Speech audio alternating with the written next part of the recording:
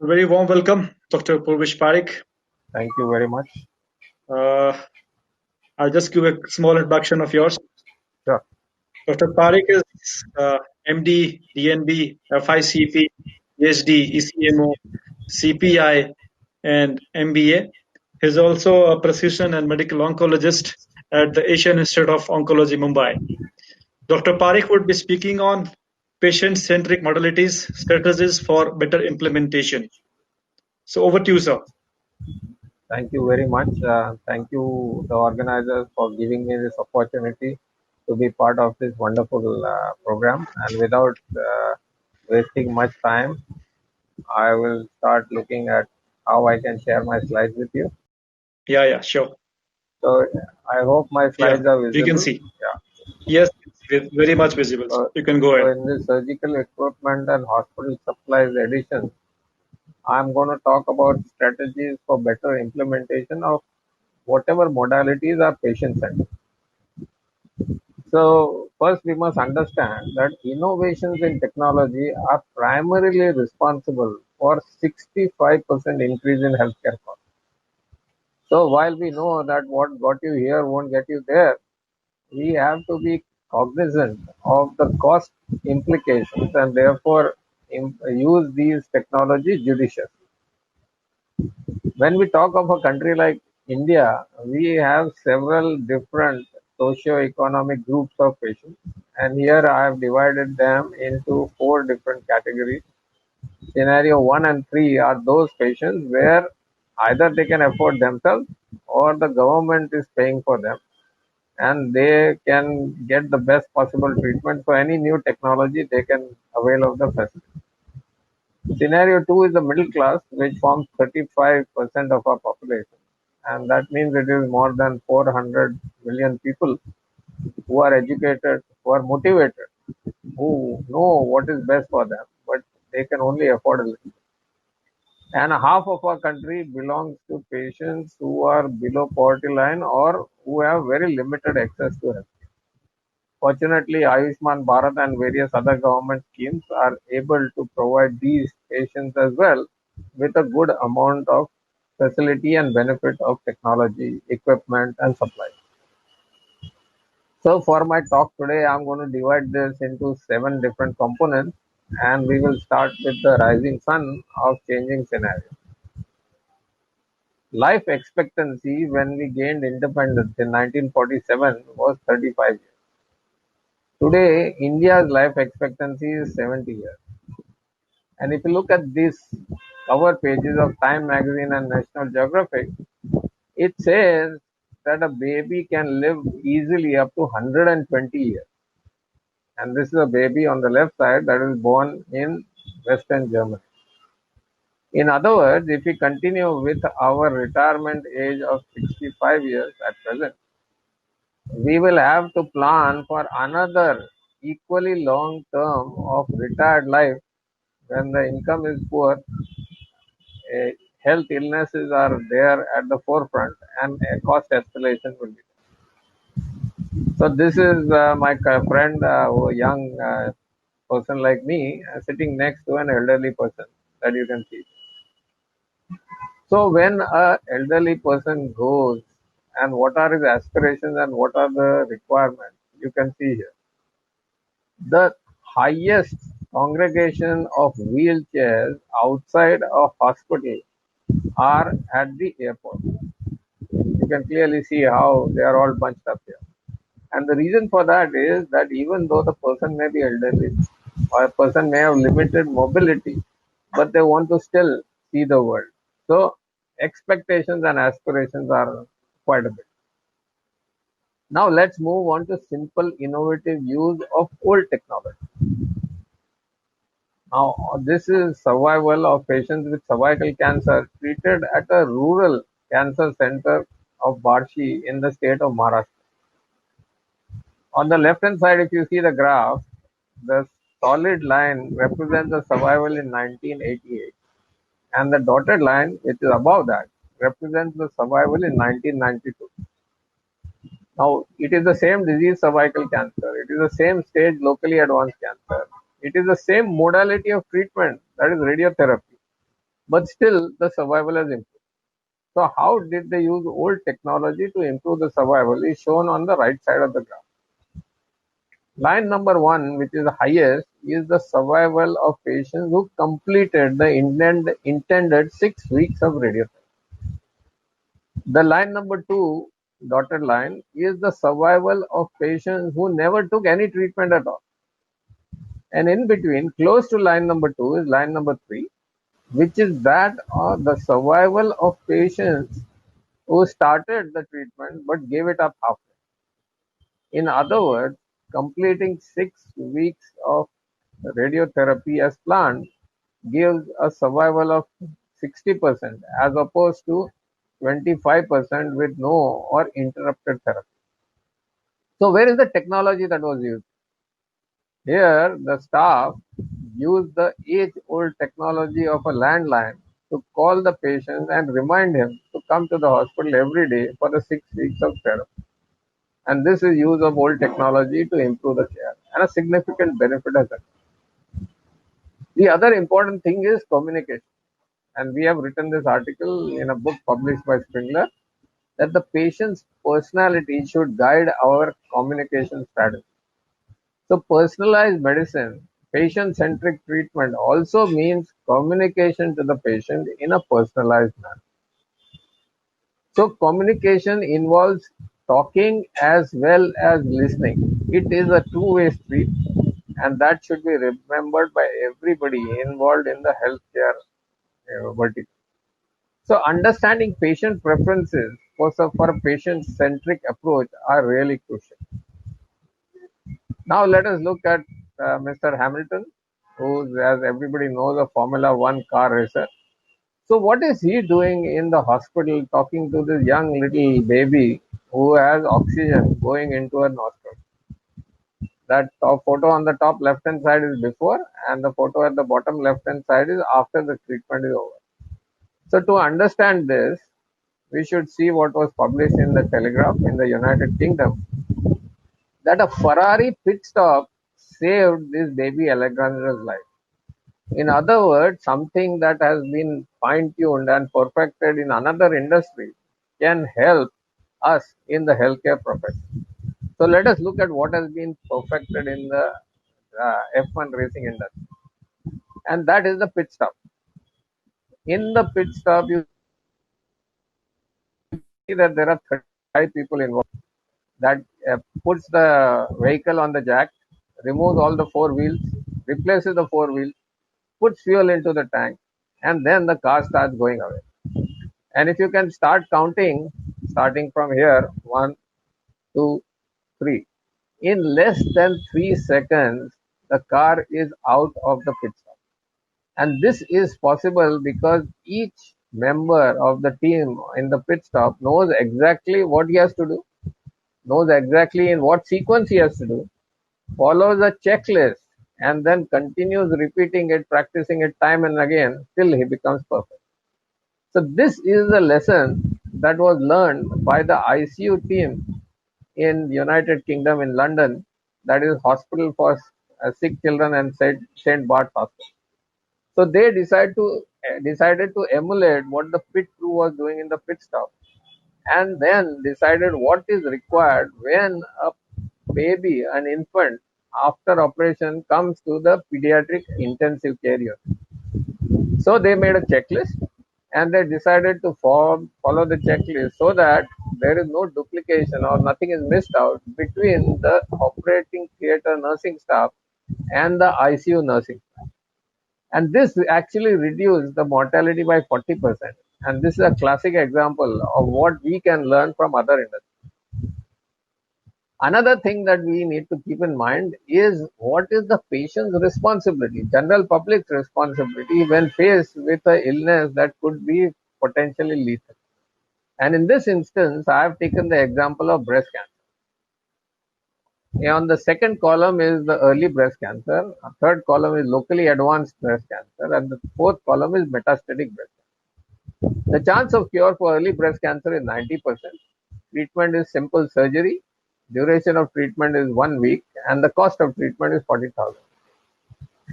If the patient does not come to the doctor in time, allows the tumor to increase by 2 or 3 months, then from early breast cancer it becomes locally advanced breast cancer.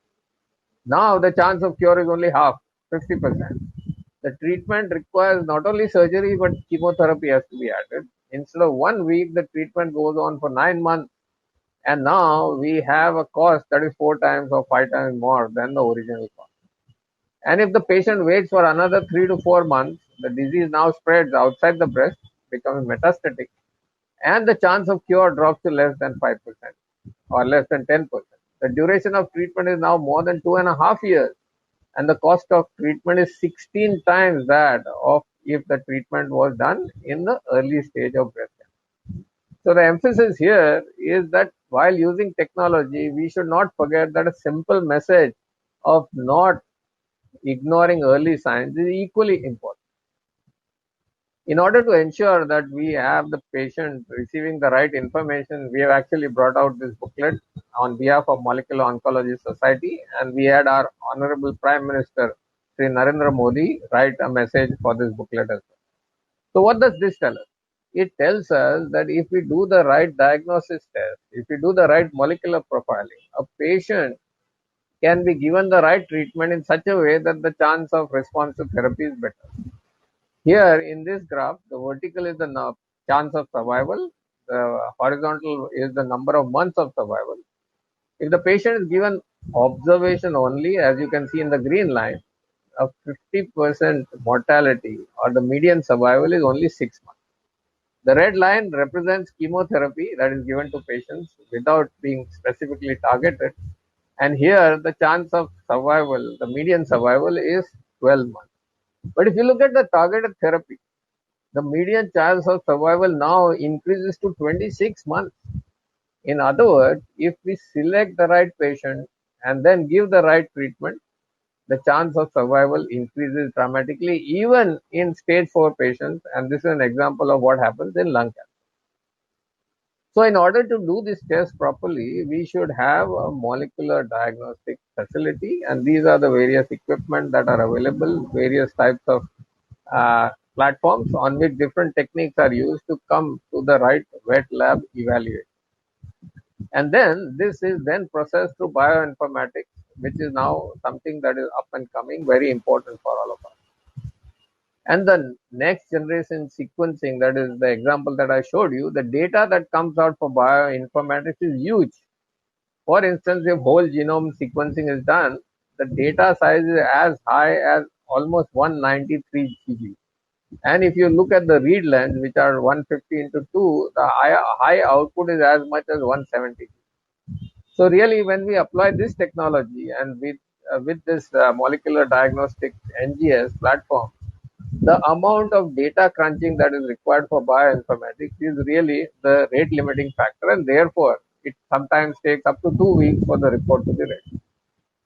But this is how the right patient is matched to the right treatment. Earlier, for lung cancer, we were giving two types of chemotherapy, doublet called platinum doublet, and this was given to all patients. But now we know that instead of using this one size fits all, we are able to identify each patient as a different, unique patient, having a specific target, and then we are able to give the right treatment to these patients. And therefore, the survival is increased by more than double the time. Now, let's look at how we can improve quality while reducing the price. And the classic example was this landmark December 1st, 2017, when an Indian company's drug was approved as the first biosimilar against breast cancer by United States FDA. And really, this has opened the gates for providing the state-of-the-art cutting-edge drugs and medicine to patients at an affordable cost. Another example is radiotherapy equipment that is manufactured in India. This is Babatron that has been manufactured by Baba Atomic Research Center, which is a digital cobalt therapy machine that is better than the best in the world. So instead of relying on 2 or 3 international companies that are providing machines all over the world, we are now able to indigenously manufacture top level machinery, and now this is made available to other countries as well. So our solution really has been commercialized, and this is one wonderful success story from our country of Make in India and then export to the world.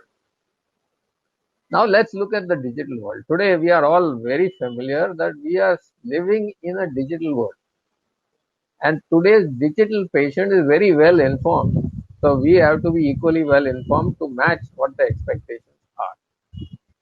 Now these are some photographs that I took at the airport while I was waiting, and I could not find a single person who was not using his or her cell phone. In fact, there were some, like this gentleman on the left side, who was using the phone even while it was charging, which is actually quite dangerous. And this lady on the right is not satisfied with one phone. She wants to use two phones at the same time. In fact, what I found was that at that same airport, other staff employed by airlines in the airport who are supposed to do other activities like maintaining security or customer relationship or even on the apron, instead of doing their jobs, they are constantly on the phone. So you can see that everybody uses a smartphone, and this is a good way of connecting with the patient using the technology. And here we have Oncology Gold Standard Connect, which helps doctors connect to patients and vice versa. So how does this help? And this is one initiative that we have taken that is called iScopy, and this is available at iScopy.in. And what we do here is to help general practitioners and dentists identify what is the ailment likely to be in a patient who comes to them with an ulcer or a lesion in the mouth. All they have to use the app for oral lesion, take a picture and upload it, get online feedback in real time, and then instantly tell the patient whether he has something that is needed to be looked at or that he has nothing to worry about. So in 99% of instances, the doctor at the point of contact can tell the patient, you don't have any cancer, this is a simple benign after ulcer, you don't have to worry. On the other side, we have 1% of patients who can be clearly identified as having definitive cancer, and without wasting time, instead of allowing the patient's disease to grow and then refer to an oncologist, they can directly go at an early stage when the chance of cure is very high. And in between, we will have about 5 to 6% of patients who could have a precancerous lesion. We don't know what exactly the diagnosis is, but they need urgent investigations without wasting time. So this is how we are using technology to connect to the doctors and the dentists at point of contact so that they can deal with their patients on the spot. We also have several online training videos, and I'm sure that all of you will be able to access this because this is free. It is a service to society. Here on the right hand side, you can see my photograph wearing Google Glass, and many of you know what is the benefits of using Google Glass. But technology need not have to be cutting edge or advanced or most expensive. As you can see on the left hand side, the policemen in South Asia are using a GoPro phone, video phone, as a body cam instead of buying the more expensive ones that are available. So technology can be simple and inexpensive but more effective as well. Now let us look at some of the cutting edge technologies that help our patients. So this is a young child who has had a bone tumor in the leg. On the top left hand side marked as C, you can see that the femur bone was removed and is replaced by this prosthesis. Now this child is young, and obviously as the child grows, the height will grow. So what we need to do is to make sure that the prosthesis also lengthens without having the child to undergo another surgery. So is this possible? On the image mark D on the bottom left hand side, you can see that the dotted circle shows how the prosthesis is lengthening, and this can be done without surgery by using the donut that is shown on the right hand side. Is an electromagnetic way of controlling the prosthesis and allowing it to lengthen to match the increase in the height of the child. So this is really how technology can help us have a more patient-centric approach. This is another example of technology, the state-of-the-art cutting-edge Da Vinci robotic surgery. On the right hand side, you can see the operation theater where the patient is covered in blue sheets and the arms of the robotic surgery are put into the abdomen or the thorax where the surgery is to be needed. But these are only handled by the assistant.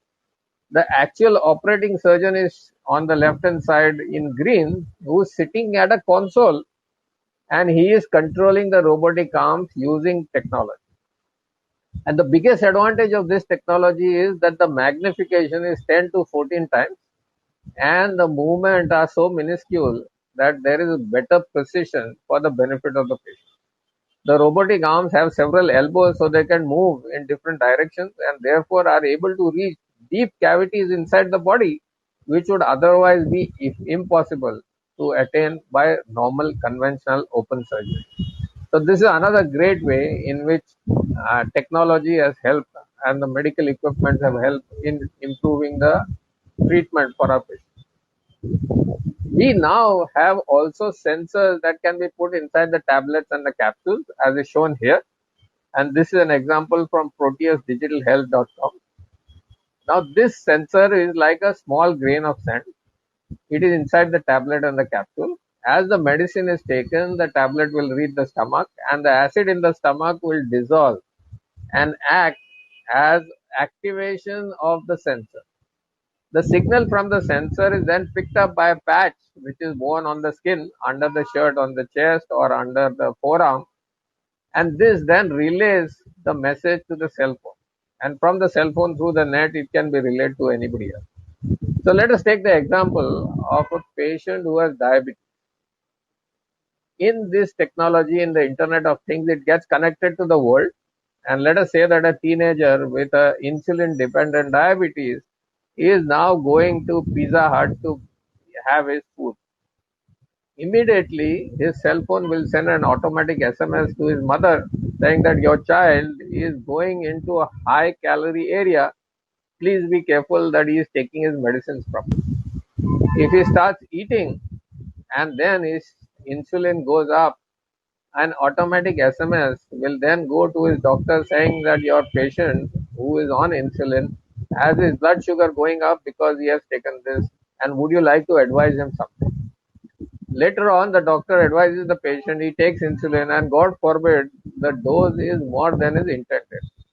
Then the sensor tracks that the falling sugar is there and automatically triggers a message to the ambulance saying that we have a patient of hypoglycemia who's going to go into coma. He is at this Pizza Hut and please send an ambulance to pick him up. So this is how technology and Internet of Things is helping our patients. Now, did that translate into overall survival or better improvement of outcome in our patients? And this is an example of blood cancer. You can see that during my lifetime, my photograph in all black hair is seen on the right side. On the left side is today's photograph, all white hair. So during my lifetime, I have seen blood cancer patients improve in survival. In 1962, it was the yellow line that showed that the survival is less than 10%. And today it is as much as 96%. So proper and critical use of technology and information available today, drugs available, medicines available, equipment available, is able to give a patient-centric approach to improve the outcome of it. Now let us look at some of the other technologies. So this is a photograph of my meeting the chief technology officer of a company called NeuroSky. And you can see this band-aid sort of bandage that is wearing on the head that has sensors that send constant information to the server which is connected to this sensor through the cell phone. And again, you can see that there is heart rate. The ECG is evaluated for RR interval. And then it tells you what is the stress level, what is the biological age of the heart, and what is the mood of the patient. So this, through artificial intelligence, is able to identify exactly minute to minute in real time what is the status of the patient so that early intervention is possible. Today, 3D printing has now come into the operation theaters, and you can see this is an example of a tracheostomy, artificial trachea being printed in the operation theater for the patient. And since 2014, this is now being regularly used. It is also used in India. So the customized exact fit and size of the trachea is available for the individual patient without having to wait for several hours or several days. This is a 3D model of the heart, and that can also help in designing and planning what surgery has to be done in congenital heart disease. So while we are doing this with doctors, there is also need to ensure that nurses continue the training as more and more information is available. And for that, I will take the example of venous catheters and venous access devices. So when the patient is a cancer patient is receiving chemotherapy, there is a 70% chance that the chemotherapy will damage the veins because it is a vesicant or irritant chemical.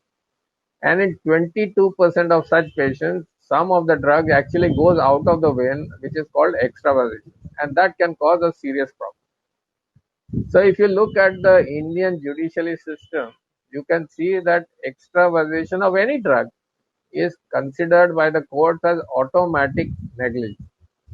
So there have been 67 judgments in Indian courts for extravasation negligence, and in 2001 the compensation given was 1 lakh.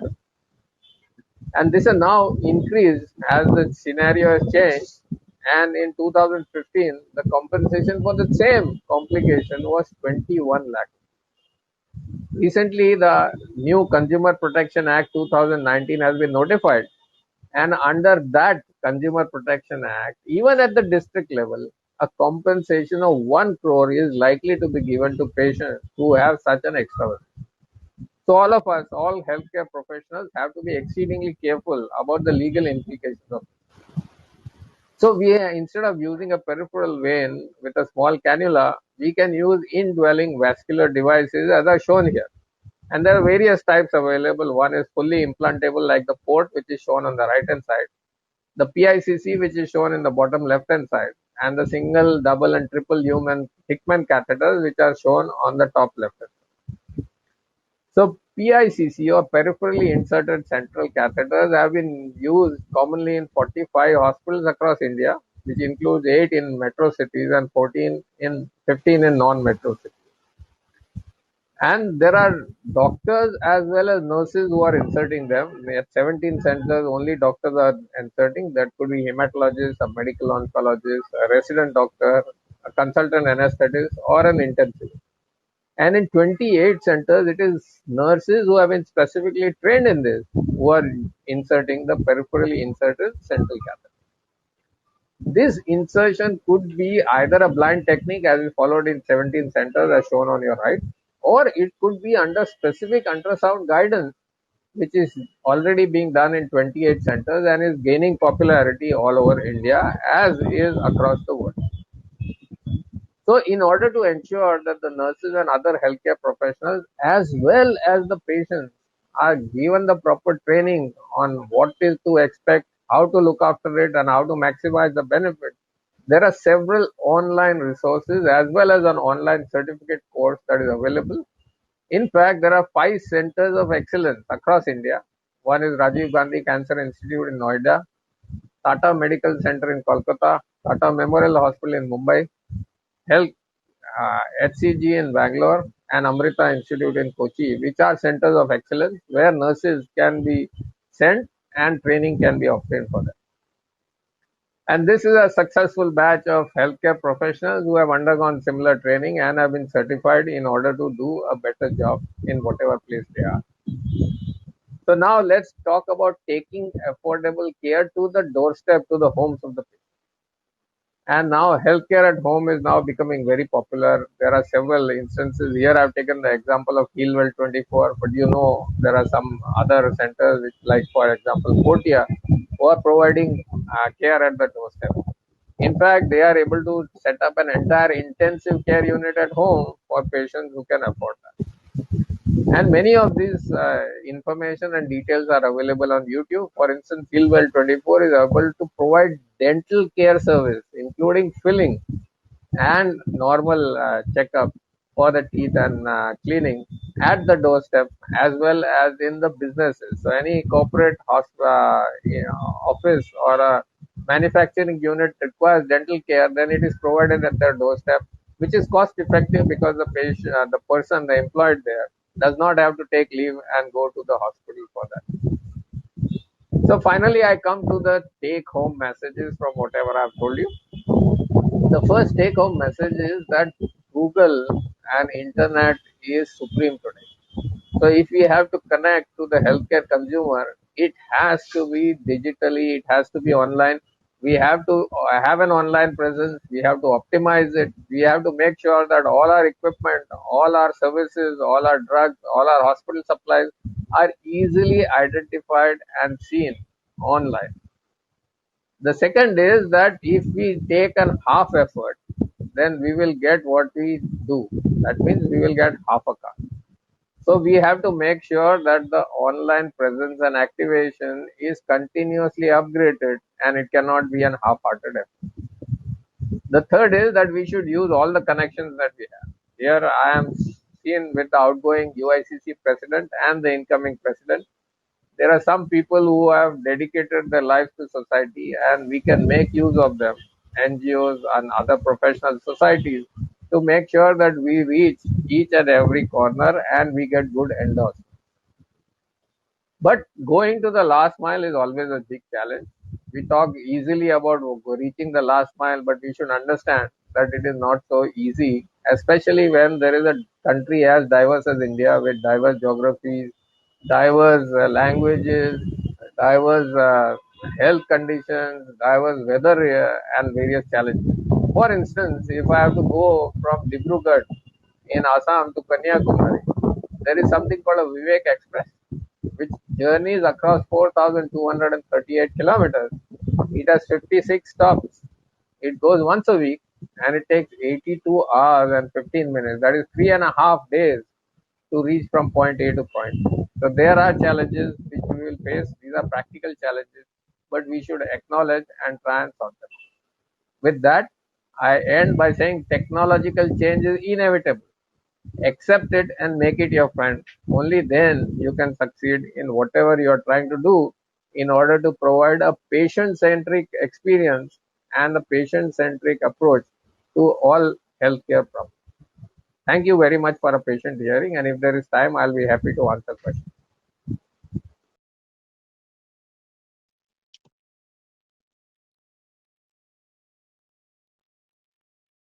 Thank you very much, sir. Can you Yeah, hear I can me? hear you.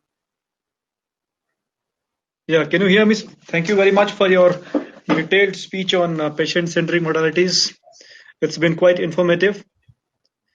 So kind of. Uh, yeah, I'll ask a few questions from you. Since you are an oncologist, I would ask, could you please specify the daily routine and the diet and everything so that we should avoid the cancer? So I think that is a very important question, and that is how we can prevent cancer. If we can prevent cancer, nothing like it, because the cancer is increasing. We have 17 million new cancer patients in India every year, and the India government has said that this is going to double in the next 5 years. Yeah. So if you take preventive measures, it's the ideal thing. So what is it in the diet, in the routine diet, that will prevent me from getting cancer? So the human body is like a medu vada. So what is in the central hole, that is in the intestine, is actually outside the body.